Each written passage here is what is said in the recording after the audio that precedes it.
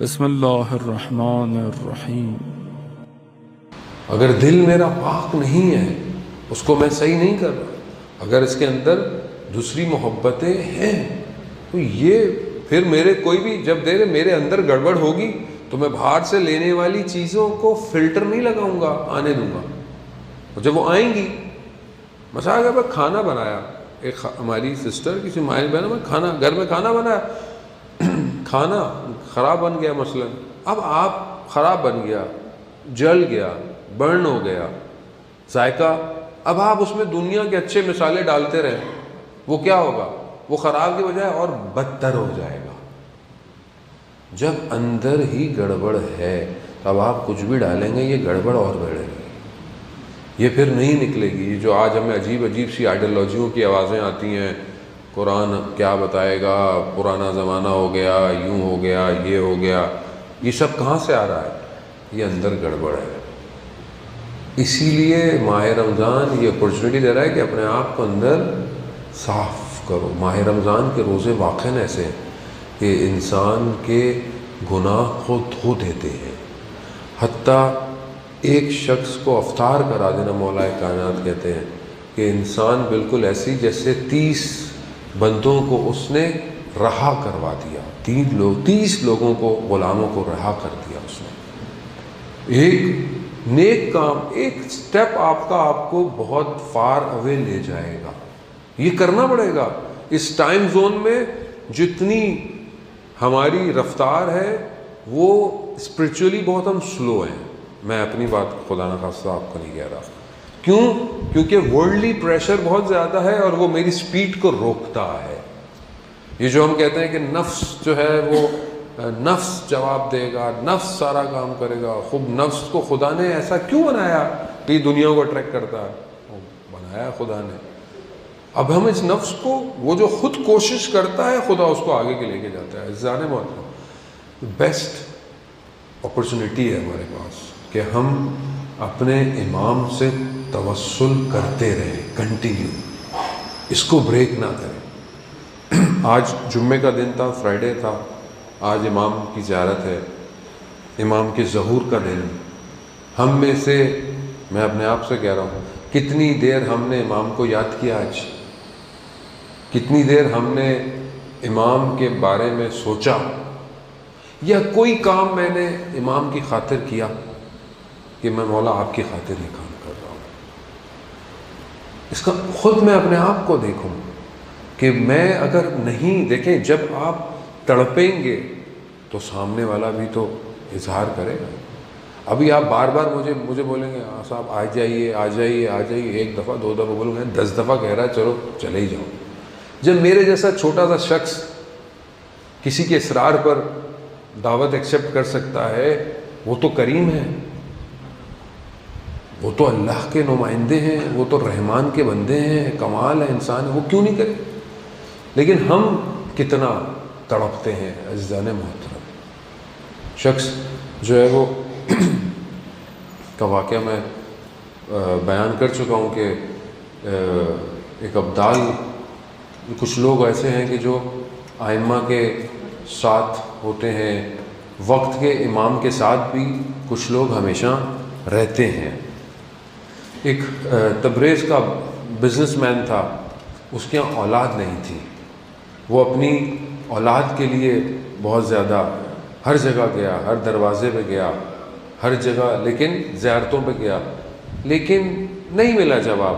ایک دن عالم شہود میں اس نے دیکھا کہ کوئی شخص آیا ہے اور اس نے کہا کہ فلانے شہر جاؤ، فلانی جگہ جاؤ، وہاں پہ تمہاری حاجت پوری ہو جائے گی۔ تو یہ اٹھا، اس نے دیکھا، اس نے اہواز کا کوئی شہر تھا، کوئی ایران کا، کوئی، وہاں گیا اور وہاں پر اس نے کوشش کی کہ اس کو ڈھونڈے جس کا نام تھا۔ تو بڑی مشکل سے دیکھا کہ ایک بہت چھوٹی سی دکان ہے، بہت چھوٹی سی دکان ہے، اور یہ جو سیتے ہیں کپڑے وغیرہ، یہ جو لحاف ہم کہہ لیں، کمفرٹر وغیرہ، وہ ایک چھوٹی سی دکان ہے، اس کو کوئی جانتا بھی نہیں ہے، لیکن یہ پہنچ گیا۔ جیسے اس نے اس کا نام لیا تو اس نے اس کے نام سے اس کو پکارا اور کہا کہ جاؤ تمہاری حاجت پوری ہو گئی۔ اب جب اس نے یہ سنا کہ میں تو فرسٹ ٹائم اس سے مل رہا ہوں، اس کو میرا نام کیسے پتہ چلا، پھر اس کو میری حاجت میں نے تو بولی نہیں، تو اس نے ہی مجھے بولا کہ مجھے آپ جو ہے وہ کیا میں آپ کے ساتھ رک سکتا ہوں، کیونکہ اس نے بولا کہ یہ کون ہے اور کس طرح اس کمال پہ پہنچا. تو اس نے دن گزارا. اب یہ دن میں دیکھ رہا ہے یہ کرتا کیا ہے.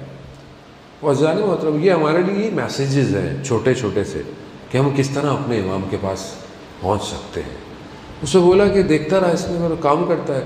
جب اس نے رات آئی دسترخوان کھانے کی لگایا کھانا، اس نے بولا کہ میں تو غریب آدمی ہوں، آپ امیر آدمی ہیں، میرا دسترخوان میرا کھانا آپ کے کھانے جیسا نہیں ہے مگر یہی ہے. تو وہ کہتا ہے میں نے وہ روٹی اور دہی ماس کے ساتھ جو ہے وہ کھایا یوگرٹ، تو میں نے اس سے لذیذ کھانا کبھی کھایا نہیں تھا. پھر کہتا ہے کہ میں نے کہا کہ مجھے یہ بتائیں آپ اس مقام پہ کیسے پہنچے. آپ نے بولا یعنی آپ نے بغیر مجھ سے پوچھے میری بولا کہ آپ تمہاری حاجت پوری ہو گئی. تو اس نے بولا بھائی آپ کو اس سے کیا، آپ کی حاجت پوری ہو گئی اب آپ گھر جائیں. کہنے لگا نہیں دیکھیں مہمان ہوتے ہوئے میرا اتنا تو آپ کے اوپر حق بنتا ہے. اس نے پھر بتایا کہ میں میری جو دکان تھی کئی سال پہلے اس کے سامنے ایک شخص تھا جو ظالم حکومت کا ایک فوجی کا کل تھا، اس کا ایک جو گیٹ کیپر ہوتا ہے وہ ایک لڑکا سا تھا. وہ ایک دن میرے پاس آیا، اس نے بولا کہ آپ کھانا کہاں سے بناتے ہیں، روٹی کہاں سے لاتے ہیں. کہا میں خود گندم خریدتا ہوں اور میں اس کو پیس کر خود روٹی بناتا ہوں. تو کہا میرا جو مالک ہے وہ ظالم ہے، تو میں نہیں چاہتا اس کے گھر کا کھانا کھاؤں، لیکن مجبوری ہے مجھے نوکری تو کرنی ہے. تو میں اگر آپ میرے لیے بھی کچھ خرید کر روٹی بنا دیں تو میں روز آپ کے گھر سے روٹی لے لوں گا. اس نے بولا ٹھیک ہے. کہتا وہ روز آتا روٹی مجھ سے لے کے جاتا، روٹی یعنی بریڈ مجھ سے لے کے چلا جاتا تھا.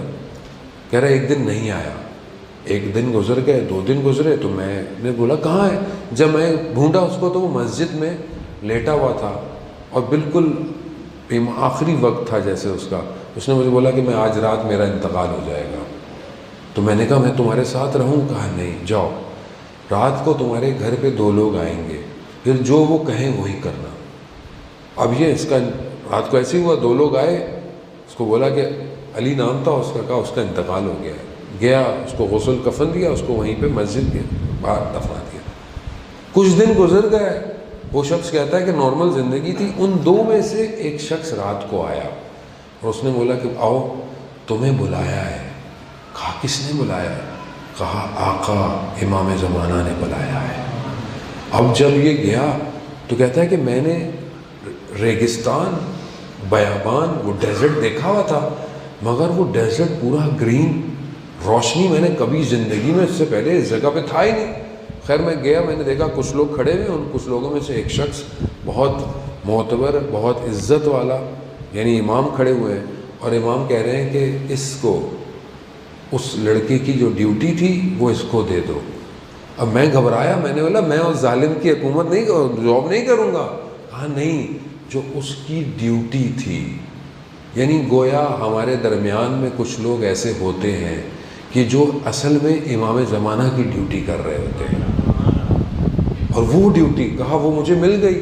کہہ رہا وہ دن ہے اور آج کا دن ہے، میرے پاس امام کا حکم آتا رہتا ہے، اور یہ جو تمہاری حاجت بھی تھی یہ امام ہی نے مجھے بولا تھا تو میں نے پوری کروا دی. عزیزان محترم، صرف کیا تھا؟